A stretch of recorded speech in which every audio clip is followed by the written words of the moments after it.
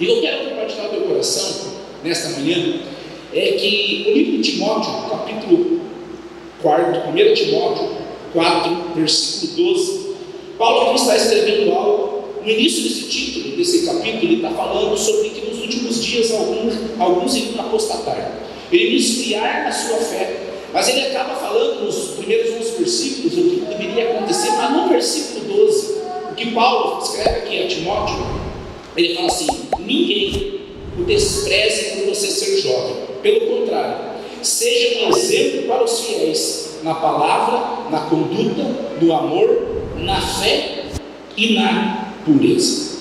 Então nós vemos que Paulo está escrevendo, ele está falando para Timóteo que mesmo que alguns vão se esfriar, mesmo que alguns vão apostatar da sua fé, você não despreze a sua juventude, a sua mocidade, mas seja um padrão, ou seja, exemplo para os fiéis, na palavra, no procedimento, na fé, na pureza. Enfim, ele começa a colocar algumas características que Timóteo deveria continuar sendo um exemplo. Queridos, Ronaldo Fenômeno lá em 2002, ele não pediu para ninguém cortar aquele cabelo, mas como o Brasil foi campeão, ele era um fenômeno no quesito futebolístico, ele influenciou uma geração, talvez até pessoas adultas cortaram o cabelo como ele naquela época. Ou seja, então quando pessoas começam a se tornar padrão para outras, elas são pessoas imitadas. E talvez nós tenhamos vivido alguns dias, talvez tão difíceis, desde a questão da pandemia, que ela deu uma avançada em nossa cidade, mas glória a Deus que as mortes não têm avançado, mas nós vemos que existem muitas coisas, querido, que nós precisamos avaliar na nossa vida, se nós estamos sendo esse padrão para os fiéis, se nós temos sido pessoas a serem imitadas. E o que é importante é que o papel da igreja, o propósito maior da nossa vida, querido, é que realmente o Cristo seja glorificado em nós, através de nós. O principal propósito do Senhor para as nossas vidas é que realmente Cristo seja conhecido através da minha e da sua vida.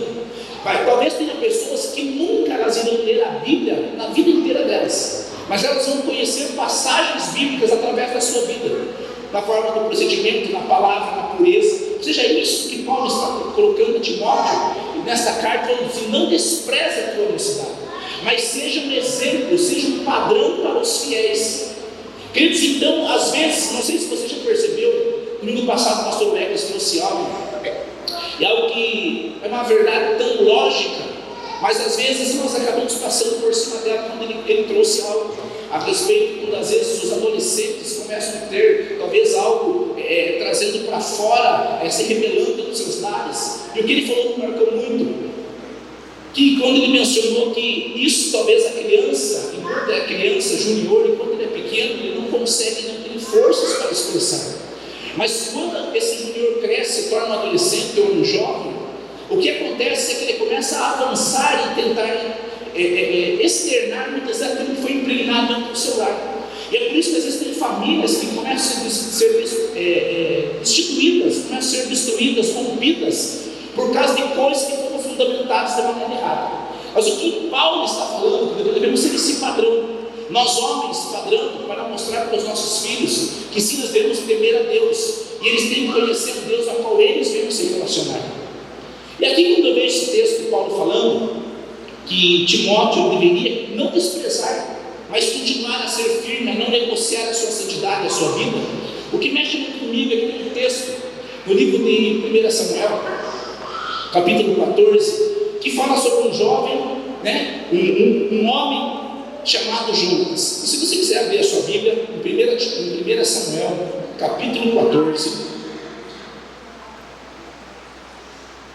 1 Samuel, capítulo 14, a gente vai estar lendo do versículo 1 em diante, esse texto, e a palavra do Senhor diz assim: um dia, Jonatas, filho de Saul, disse ao seu jovem escudeiro: venha, vamos até a guarnição dos filisteus, que está do outro lado.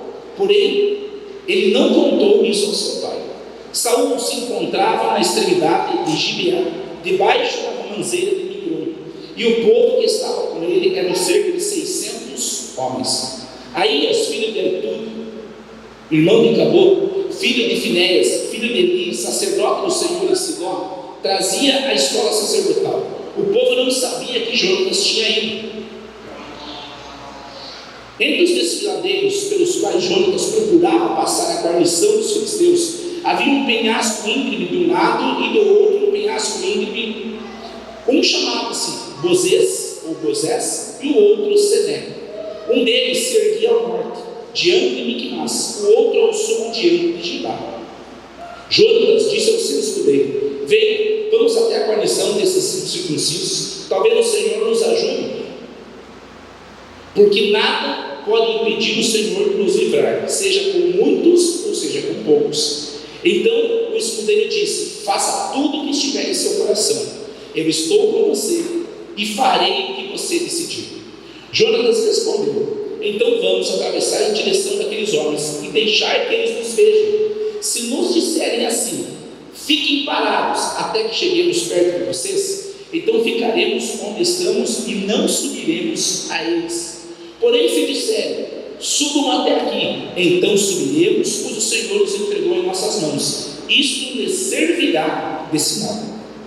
Quando os dois se deixaram ver pela guarnição dos filisteus, estes disseram: estes hebreus estão saindo dos buracos onde estavam escondidos. Os homens da guarnição disseram a Jonatas e ao seu escudeiro: subam até aqui e nós daremos uma lição em vocês. Então Jonatas disse ao escudeiro: venha atrás de mim, porque o Senhor entregou nas mãos de Israel. Os entregou nas mãos de Israel. Então Jonatas subiu, engatinhando, e seu escudeiro foi atrás. Os filisteus caíram diante de Jonatas e o seu escudeiro os matava atrás dele. Neste primeiro ataque, Jonatas e o seu escudeiro mataram perto de 20 homens, numa pequena área de terra. Houve grande espanto no arraial, no campo, entre todo o povo. Também a guarnição dos saqueadores tremeram e até a terra tremeu. Foi um terror causado por Deus. Em Gibeá de Benjamim, os sentinelas de Saul olharam e eis que a multidão dos filisteus se dispersava, correndo uns para cá, outros para lá. Então Saul disse ao povo que estava com ele: contem os soldados e vejam quem saiu do acampamento. Contaram, e eis que nem Jonatas e nem o seu escudeiro estavam ali. Saul disse a Aías: traga aqui a arca de Deus. Isso porque naquele dia estava com os filhos de Israel. Enquanto Saul falava aos sacerdotes, o alvoroço que havia no arraial dos filisteus aumentava cada vez mais. Então Saul disse aos sacerdotes: desista de trazer a arca. Saul e todo o povo que estava com ele se reuniram e foram à batalha. E eis que a espada de um era contra o outro, e houve grande tumulto. Também os hebreus que anteriormente haviam estado com os filisteus e que tinham ido com ele ao arraial, também esses se juntaram com os israelitas que estavam com Saul e Jonatas. Quando todos os homens de Israel que estavam escondidos na região montanhosa de Efraim ouviram que os filisteus estavam fugindo, também eles entraram na batalha e os perseguiram. Versículo 23. Assim o Senhor livrou Israel naquele dia, e a batalha passou além de Bet-Aven. Esse é um texto bem conhecido, e nós vemos aqui o exército do Senhor tinha aproximadamente 600 homens. Se nós voltarmos no capítulo anterior, no capítulo 13, a Bíblia fala que o exército inimigo tinha aproximadamente 30 mil carros de guerra, 6 mil cavaleiros, e eram soldados impossíveis de ser contados. Ou seja, estamos falando de um exército numeroso. O que a Bíblia relata no capítulo 13 também é que os filisteus não tinham pessoas para forjar as suas armas. Ou seja, os israelitas não tinham pessoas para forjar as suas armas, porque os filisteus não permitiam isso. Ou seja, o que eles tinham para lutar não eram espadas, o que eles tinham eram enxadas, pás, enfim, eram coisas que mexiam com a terra, com a agricultura. E o que é interessante é que aqui nós vemos que o exército do Senhor, o exército de Israel, que tinha aproximadamente 600 soldados, estavam talvez se escondendo, e o que nós vemos, que chama muita atenção no capítulo 13, é que eles estavam se escondendo de medo dos inimigos. E aonde eles se escondiam? Nas covas, nos buracos, nas fendas das montanhas, nos túmulos que estavam abertos. Ou seja, o exército do Senhor, ao invés de estar guerreando, ao invés de estar se posicionando, eles estavam se escondendo por questões matemáticas. Eles eram 600 soldados contra 30 mil carros, contra 6 mil cavaleiros, e contra incontáveis soldados. E o que acontece aqui, todo esse contexto, é que Jonatas sabia que naturalmente era incompatível essa guerra, era improvável o exército do Senhor vencer esta guerra, porque o número era muito superior, e o poder dos exércitos determinava quem ganhava, ou quem mandava, ou quem instituía territórios. E o que nós vemos todo esse contexto aqui, é que eles não tinham espadas, mas sim apaze, jatas, martelos, serrotes, eles tinham coisas que eram do dia a dia, porém não tinham armas para guerrear. E dentro de todo esse contexto, a Bíblia fala que Jonatas ele se levanta para chegar realmente no lugar de propósito. O que a Bíblia fala, que nós temos que fazer a leitura, é que Jonatas chama seu pajem de armas, porque apenas Jonatas e Saul tinham espadas, o resto não tinha. É que ele chama o seu pajem e ele acaba trazendo um desafio dele. Então, quando nós lemos aquele primeiro versículo lá de Timóteo, Paulo ele começa a trazer para Timóteo: não despreze sua mocidade, mas você precisa ser exemplo para essa geração. O que eu vejo aqui, que esse jovem chamado Jonatas, não desprezando aquilo em quem ele acreditava. E o que a Bíblia fala é que Jonatas, mesmo ele chamando apenas uma única pessoa e se tornando dois guerreiros, um pajem e alguém que era filho do rei, que era Jonatas, ele acaba tendo uma estratégia, e é essa estratégia, essas características que eu quero compartilhar com você nesta manhã. Eu não sei qual é o título que o Senhor vai trazer ao seu coração, se é o título seja exemplo para os fiéis, ou se é saia da onde você está escondido. Mas a minha oração é que esta manhã nós possamos ter a convicção e a percepção que Deus tem algo extraordinário para fazer na minha vida, na sua vida e através das nossas vidas. Que Deus tem algo para fazer na sua casa e através da sua casa. Que você está trabalhando onde você está trabalhando, que Deus tem um propósito para que realmente você seja um padrão, que você seja um exemplo para os fiéis, e que pessoas possam acreditar que Deus fez, faz e continuará fazendo algo extraordinário em nós e através de nós. A primeira coisa, querido, que eu creio que acontece nesse contexto é que a Bíblia fala que havia uma montanha, um desfiladeiro, algumas penhas. Havia uma penha ao lado e uma penha, um desfiladeiro do outro lado. Uma delas, a Bíblia fala que era chamado de Moisés, a outra de Selém. Essas duas penhas para mim significam algo muito relevante em nossas vidas. Se nós pegarmos o significado da palavra Moisés, significa brilhante. Então, e o significado da palavra Sané significa espinhoso. Então, quando a Bíblia fala, querido, que Jonatas tinha que atravessar esses dois desfiladeiros, para mim a Bíblia está falando que são ciclos que acontecem na nossa vida. Existem ciclos que são lugares onde é uma montanha brilhante, como se chama Moisés, ou em outros lugares como se fosse um lugar espinhoso, como se fosse Sané. Isso fala das fases da nossa vida. Eu não sei qual é a fase em Deus da sua vida que você está vivendo hoje. Se você está em uma montanha brilhante chamada Moisés, ou se você está em uma montanha espinhosa chamada Sané. Qual é a questão dessas duas montanhas estar nesse contexto?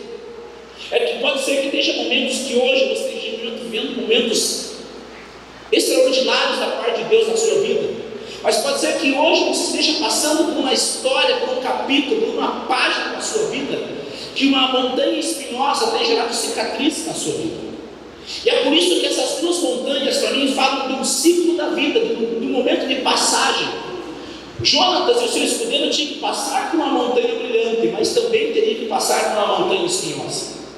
E sabe qual é o problema quando nós passamos por algo brilhante? É que nós muitas vezes pensamos que sempre o nosso lugar vai ser ali, mas a Bíblia fala: no mundo tereis aflições, mas tende bom ânimo. Então o que eu entendo, que vai ter momentos que nós iremos passar por montanhas espinhosas. E qual é o problema da montanha ser espinhosa, meu irmão? Que os cortes podem gerar cicatrizes em nossas vidas. Então a primeira característica desse contexto, antes de eu entrar nos pontos da ministração, mas a primeira coisa que me chama a atenção é ele mencionar que ele tinha que passar por essas duas montanhas. Talvez a partir desta manhã você vai trazer uma reflexão, e o Espírito Santo do Senhor em tua vida, que habita dentro de você, ele vai começar a trazer um discernimento para você contemplar realmente aonde você está nesse momento, qual é a fase da sua vida. Mas compreenda que quando nós estamos falando sobre Sené e Bozés, está falando das fases da nossa vida. Nem sempre será fácil. Nesse caso, ainda tinha algo que trazia algo espinhoso.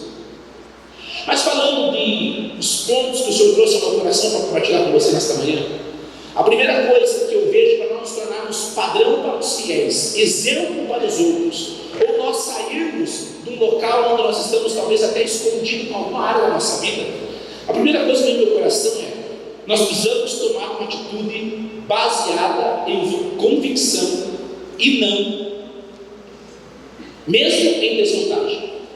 A primeira coisa que eu creio que um cristão ele pode se tornar um padrão e ser um exemplo dentro da nossa casa, em primeiro lugar, que é a primeira igreja a qual nós servimos, querido, é nós trabalharmos e agirmos com convicção.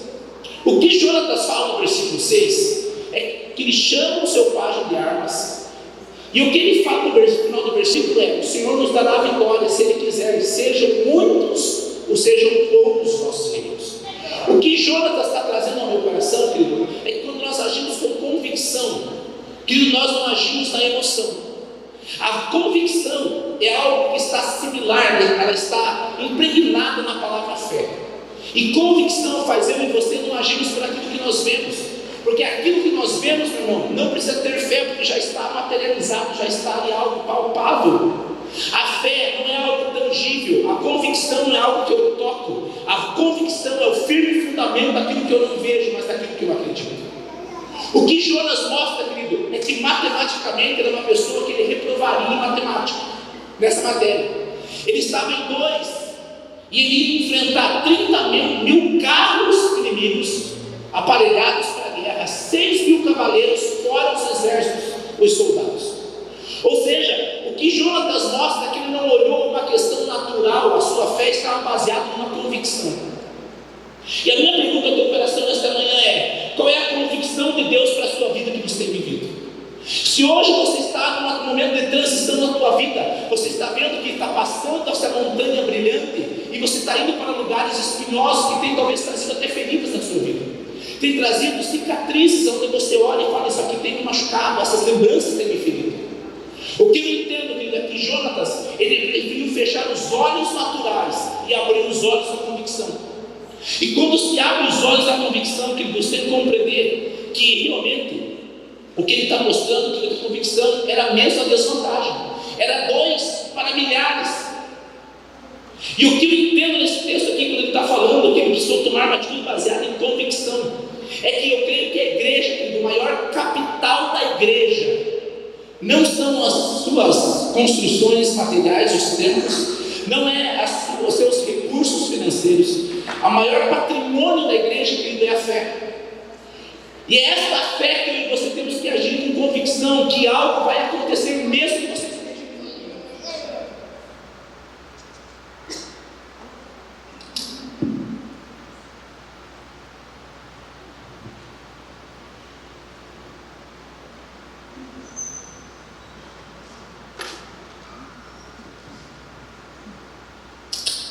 Mesmo que você esteja em minoria, querido, você e Deus são maioria, amém?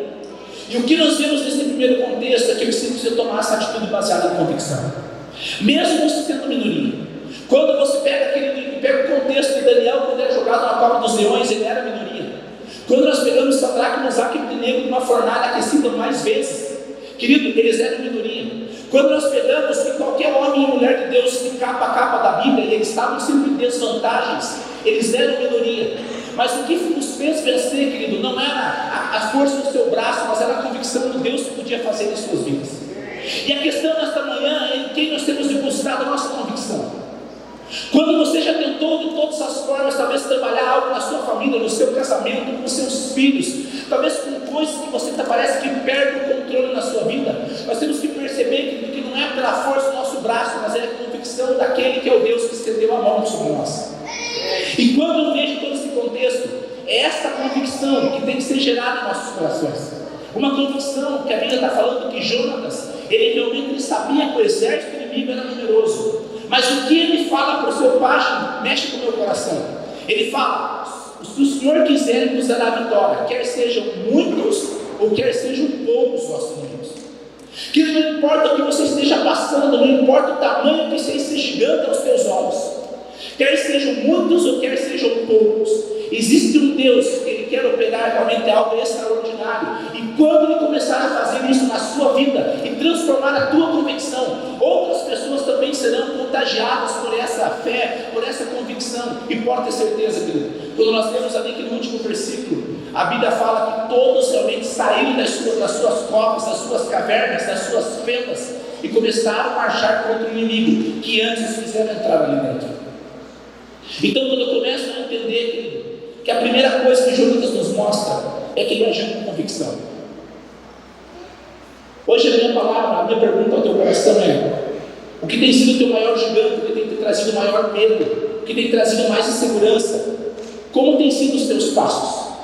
Com convicção, ou você tem procurado um buraco para se esconder?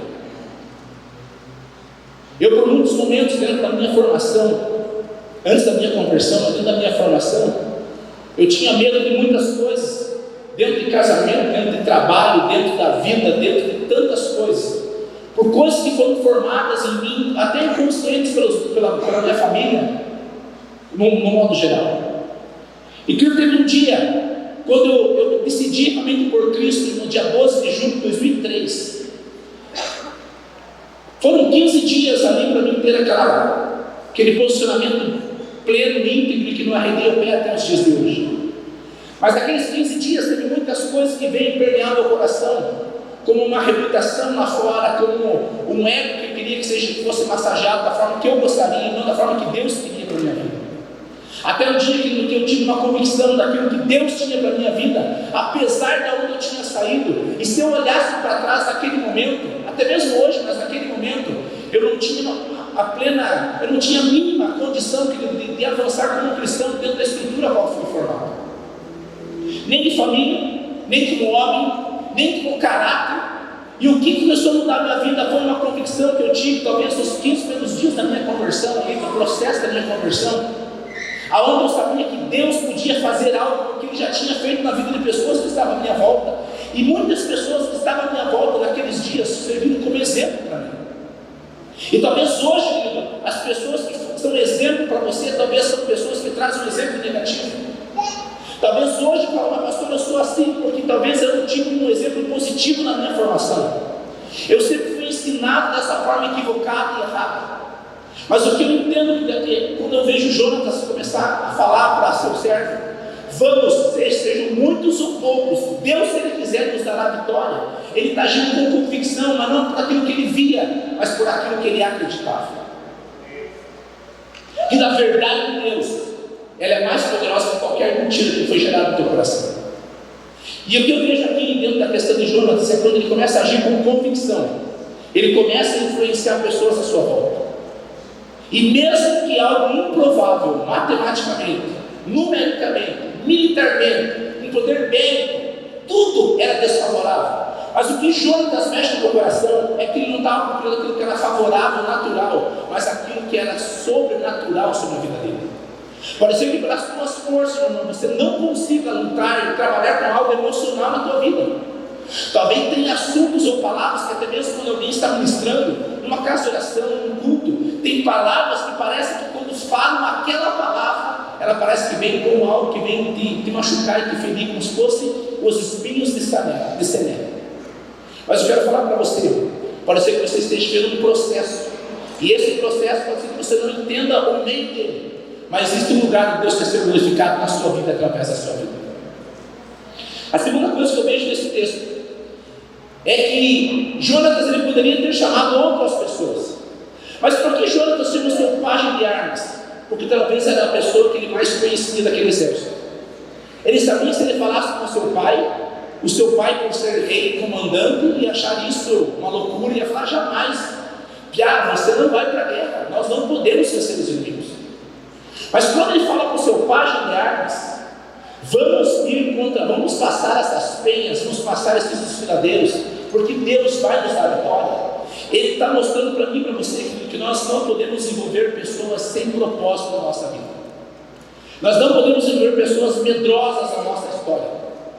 E o que é interessante é quando ele fala para o seu pajem que vamos avançar contra o exército inimigo. O interessante que ele está falando é que ele está envolvendo pessoas que têm o mesmo propósito. E qual era o propósito?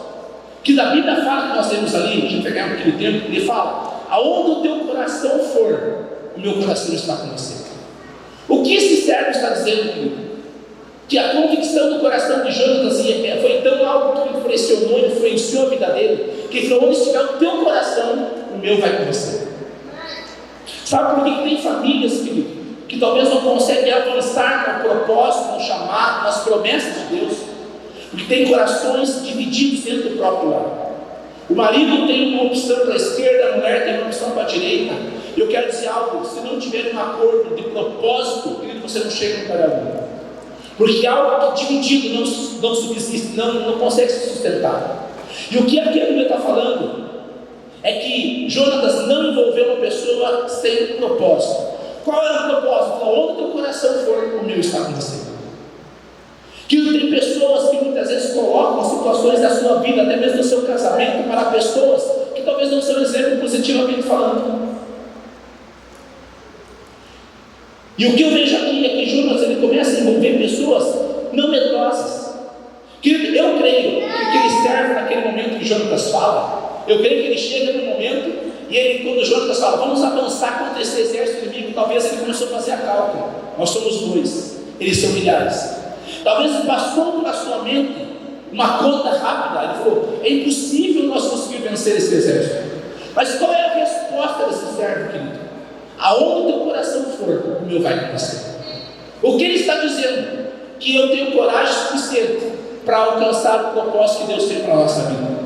E o que eu vejo aqui, querido, é que eu escrevi bem assim: quando sabe onde quer chegar, não se deve envolver com quem em qualquer lugar está bom. Quando nós sabemos aonde nós queremos chegar, nós não vamos nos envolver com pessoas que em qualquer lugar está bom. O que talvez muitas vezes nós erramos, que nós acabamos nos envolvendo com pessoas no trabalho, numa amizade, ou em qualquer lugar está bom.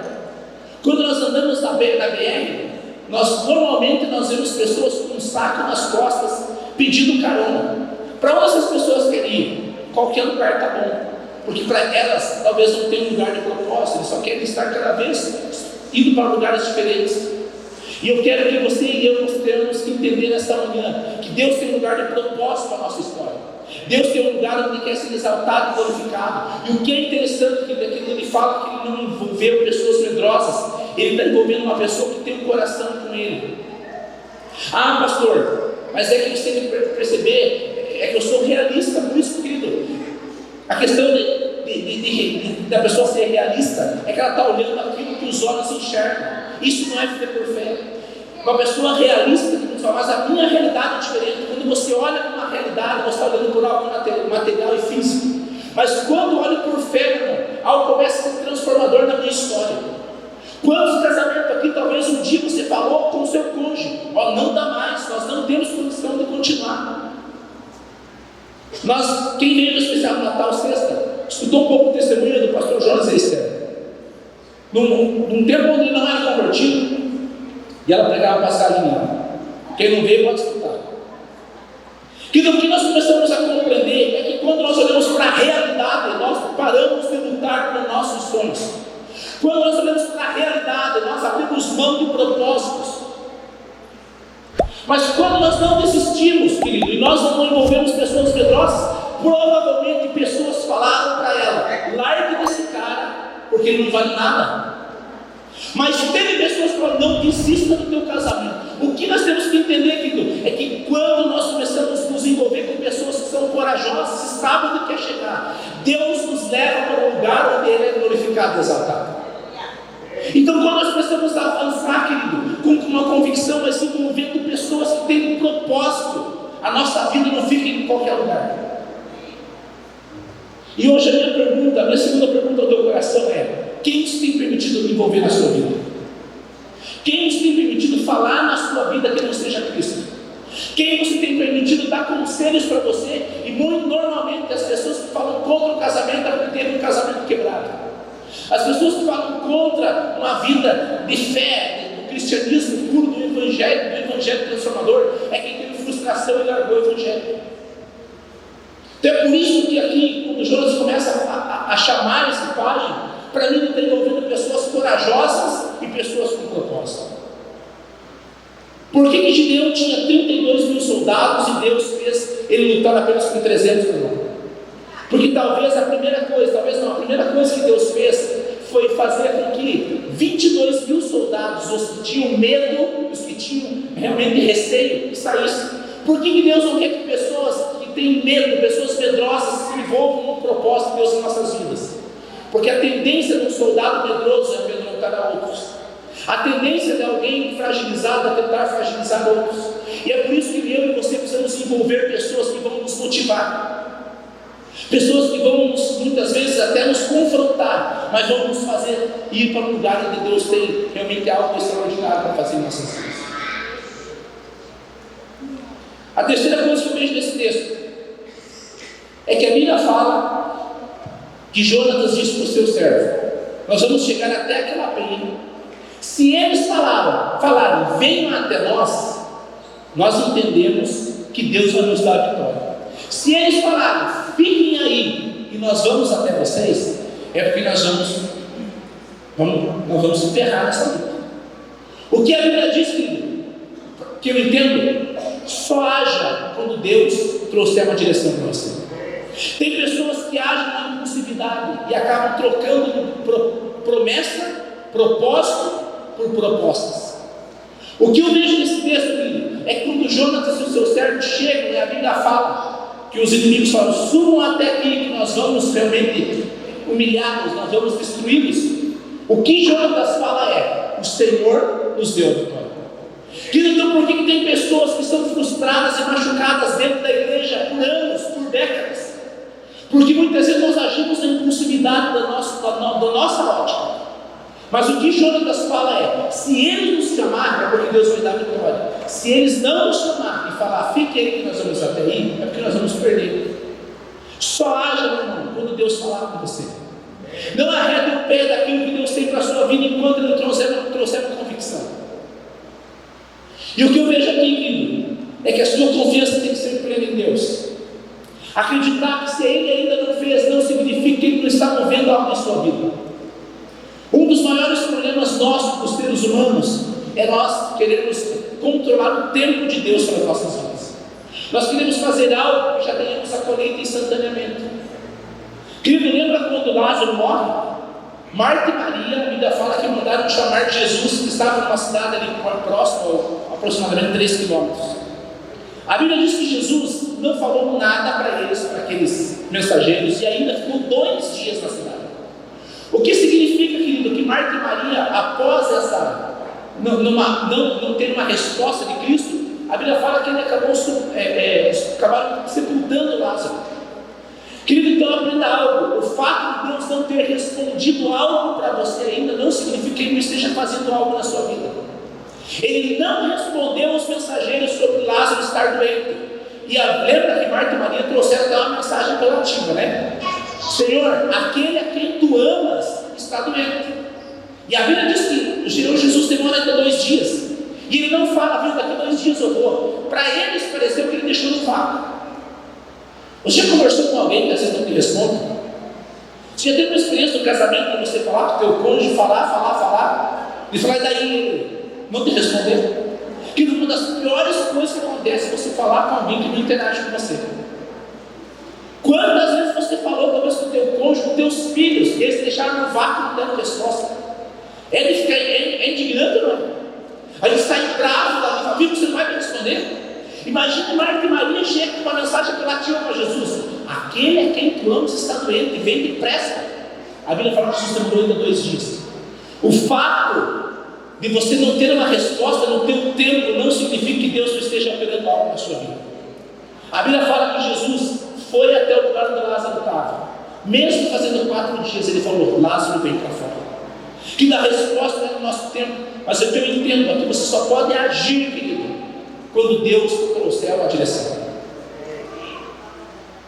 Eu lembro de uma época em 2008 ou 2007, Eu trabalhava, minha esposa trabalhava, nós tínhamos uma proposta de uma sociedade. Na época eu não lembro certo o salário mínimo, mas eu acho que em torno de 400, 300, 400 reais. Eu tinha uma proposta só para mim, de uma sociedade que eu ia ganhar 3 mil reais. É como se fosse ali aproximadamente uns 8, 9 salários hoje.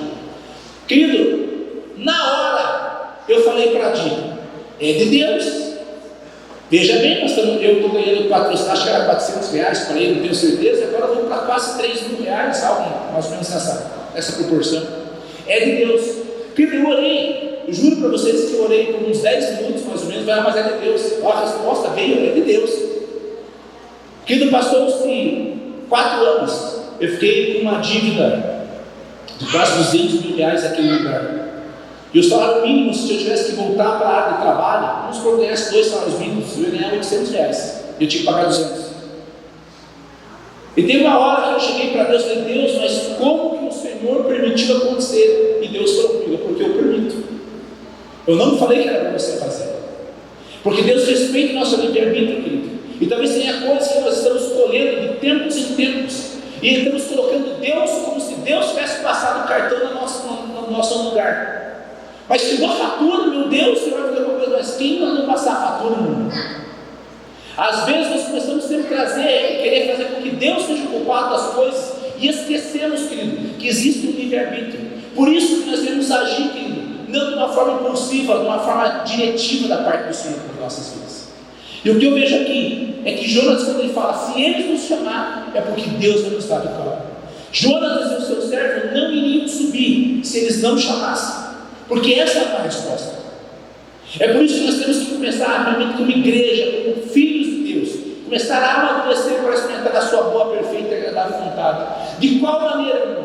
Não haja, não mova um dedo sequer, enquanto Deus não falar ao teu coração. Talvez você tenha tantas coisas que você fez, que você agiu numa impulsividade, e talvez você perdeu de experimentar coisas diferentes de Deus. Mas o que é interessante é que Jonas só se moveu para aquele lugar após Deus confirmar algo em seu coração. Se o louvor puder subir, fazer por favor. A quarta e última coisa que vem nesse texto que mexe no meu coração é que o versículo 17 e o versículo 22, a Bíblia começa a falar que eles viram que Jonas e seu servo tinham subido o Monte Seleto, tinham passado pelos lugares de espinho. E a Bíblia fala que eles mataram aproximadamente 20 inimigos. E de repente começou uma confusão no meio do exército inimigo, foi espada contra espada, e aquele alvoroço dos próprios amigos, dos próprios militares, começaram a matar o outro. Mas a Bíblia fala que muitos que estavam em suas cavernas, em suas covas, em suas fendas, começaram a ver aquilo e começaram a sair. E a quarta e última coisa que eu quero compartilhar em teu coração é que quando você sair do seu buraco, da fenda que você se encontra, você vai ser exemplo para os seus. Quando Jonas e seus servos saíram, eles impulsionaram outros também, inspiraram a outros a sair daquele lugar onde estavam encurralados por medo. E o que a Bíblia está falando é que quando eles saíram do buraco, eles começaram a ser exemplo para muitos. A atitude de Jonas chamou a atenção do exército a ponto que Saul mandou fazer uma contagem, um censo rapidamente. E aqueles soldados começaram a avançar. E o que a Bíblia fala é que eles começaram a lutar contra aquele inimigo que estava desesperado. E eles começaram a ter vitória. E eles tiveram vitória naquele dia. Quando você começar a sair desse buraco que você se encontra, quando você começar a sair dessa fenda da rocha que você se alojou, por questões emocionais, por questões naturais, por seja os motivos que forem, pode ter certeza que você vai começar a inspirar outras pessoas a também saírem após você. O que nós vemos aqui como a atitude de Jonas chamou a atenção do exército, a atitude de Jonas chamou a atenção de outras pessoas. Sabe, muitas vezes nós erramos a nossa caminhada. Todos nós talvez temos tantos exemplos de coisas erradas que nós fizemos. E qual é a nossa tendência, querido? A tentar se esconder daquilo que nos machuca, a tender a não permitir que as pessoas vejam aquele lado nosso. O que os soldados israelitas faziam?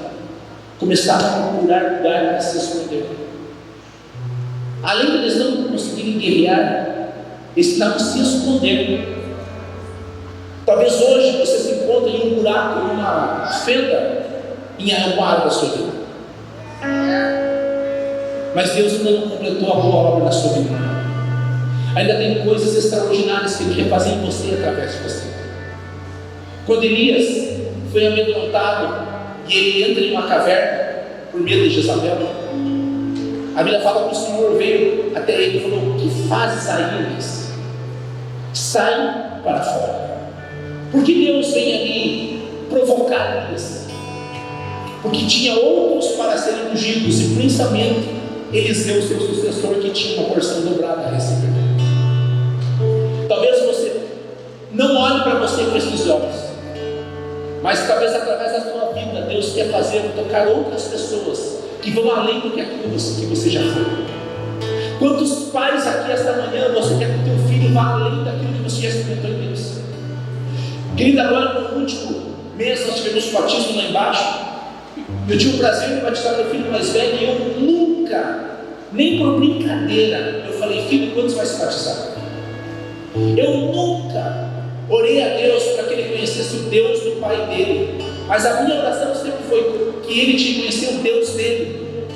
Eu nunca pedi para o meu filho fazer uma célula ou uma casa de oração. Eu nunca obriguei ele a orar na casa por nada, a não ser naquele momento da refeição. Sempre nós oramos, é algo normal na nossa casa, antes de se alimentar. Normalmente um de nosso prato nós oramos. Querido, então, quando eu começo a ver, querido, eu não pressionei ele, não fiz nada, a minha vontade era. Mas quando eu comecei realmente a fazer sem querer forçar algo, eu, a Diana, nós começamos a nos tornar exemplo para ele. E o que eu vejo ele hoje, ele inspirado, ele motivado, ele preparando toda quinta-feira a casa de oração dele. Eles têm, acho que uns 12 ou 13 meninos na casa de oração. Eu nunca pedi para olhar o esboço dele, o versículo que ele ia usar. Sempre deixei eles na privacidade, mas dessa última quinta eu participei, eles participaram na garagem da nossa casa. E eu fiquei lá de fora, nossa garagem aberta, orando com eles ali. E eu vi aquela geração de 13, 12, 14 anos, uns chorando, outros se abraçando, uns orando. Falei: Deus, quando essa geração de 13, 14, 12 está saindo das pedras, está saindo talvez de coisas que estamos no lar deles, eles não conseguem ver isso. A próxima geração vai além do que a nossa. E o que eu entendo é que quando nós começamos a ser padrão para esses fiéis, a tendência é que nós temos uma igreja mais relevante. Sabe quando uma igreja relevante não se mede pelo seu tamanho, nem pelo número de membros? Uma igreja relevante se calcula por famílias consolidadas, se coloca-se na profundidade, a profundidade que nós temos com Deus. O tamanho é algo, querido, natural, mas o que nós buscamos ser uma igreja relevante não é medindo o seu tamanho ou a quantidade dos seus membros, mas é a profundidade que se relaciona com Deus. E o que eu vejo aqui é que quando Jonatas ele sai daquele lugar de esconderijo, ele começa a impulsionar outros. Talvez esta manhã Deus quer te impulsionar, você homem, você mulher, a você sair desse lugar de medo, de insegurança, que você tem medo de se expor. Deus quer fazer você homem de começar a realmente se colocar diante do Senhor e fazer que a tua casa seja a primeira igreja qual você frequenta. Aqui talvez você está vendo domingo, ou de manhã ou à noite, mas tem uma igreja que é de segunda a segunda na tua casa, querida. A minha pergunta é: como você tem sido dentro do seu lar? Você homem, você mulher. Todos que estavam escondidos começaram a sair. Talvez esta é a manhã de nós começarmos a sair desse lugar de escondidos. Se coloque em pé em nome do Senhor Jesus.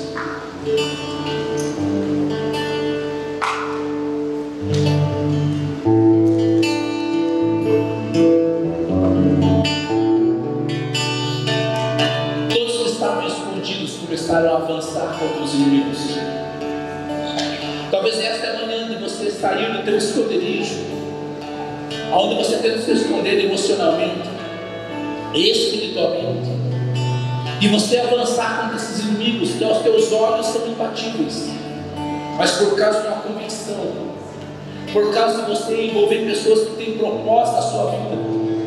E talvez você que está com a sua família, você que está com a sua esposa aqui esta manhã, com os seus filhos, dê a mão a essa pessoa. Eu quero dizer algo para você. Se você está com a sua família aqui nesse momento, essa pessoa que está ao seu lado é uma pessoa de propósito. E talvez hoje vocês vão decidir, vocês saírem desse lugar onde talvez vocês se encontram, aonde não são apenas tirando uma foto para o Instagram, onde nós sorrimos, mas quando a foto é tirada, parece que um sorriso foge da nossa face. Esta é a manhã onde nós saímos desse lugar, querido, talvez dessas fendas que tem nos aprisionado. Esta é a manhã de nós, como igreja, começarmos a sair desses lugares onde o inimigo tem nos intimidado. Senhor, nesta manhã nós queremos orar, queremos te adorar, queremos engrandecer ao teu nome. Senhor, vem sobre nós neste momento, manifesta o teu poder, Jesus. Faça, Senhor, sobre nós aquilo que o Senhor tem para fazer em nossas vidas, em nossas famílias, em nossa casa, em nossa igreja, em nossa cidade, em nossa nação. Senhor, que nesta manhã nós possamos nos tornar exemplo para os fiéis, como Paulo escrevendo aos Timóteos fala: não despreze, meu irmão, não despreze a tua família, não despreze a tua vida, não despreze o teu chamado, mas ser exemplo para os fiéis, no procedimento, na palavra, na fé, no amor, na pureza. Nós fomos chamados para mostrar para este mundo que existe um Deus que, apesar de nós, continua a fazer os seus grandes feitos. Senhor, que o teu amor, que a tua graça, que a misericórdia nos envolva, que os teus dons nos envolvam, para que nós possamos experimentar aquilo que o Senhor tem. Senhor, nós te louvamos por esta manhã, que nós tenhamos uma semana abençoada, frutífera, que nós possamos experimentar aquilo que o Senhor tem para as nossas vidas, e que esta manhã nós possamos sair daqui totalmente convictos, Senhor, que o Senhor tem um lugar para nós, mas não é em lugares de esconderijo, não é em lugares de fuga, mas é em lugares onde a improbabilidade ela não vai nos limitar, porque nós servimos um Deus impossível. Obrigado, Senhor, pelo teu amor, pelo amor de Deus Pai, e a graça do Senhor Jesus Cristo e a sua misericórdia, que os dons e a doce consolação do Espírito Santo esteja sobre todos nós, para todos sempre, em nome do Senhor Jesus. Amém. Que Deus te abençoe. Ótimo domingo.